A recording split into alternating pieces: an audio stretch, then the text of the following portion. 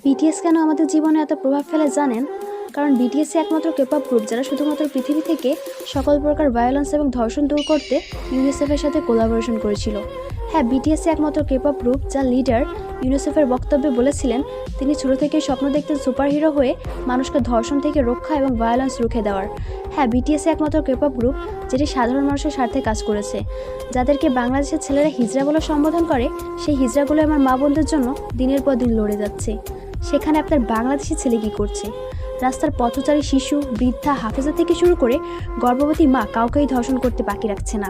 আর অন্যদিকে আমাদের BTS leader Kim Namjoon পৃথিবী থেকে ধর্ষণ নামক শব্দটাকেই মুছে দেওয়ার জন্য নিজের সর্বোচ্চ চেষ্টা চালিয়ে যাচ্ছেন। সুতরাং এইখানেই বিটিএস আর আপনার কুলাঙ্গা ছেলের মতো পার্থক্য। তাই আমি বলবো আপনার সদ্য জন্ম নেওয়া ছেলেকে আর্মির মতো বানান, যেন প্রতিনিয়ত সে স্বপ্ন দেখে সে এই দেশের একজন সুপার হিরো যে কিনা বাঁচাবে হাজারো মানুষের প্রাণ।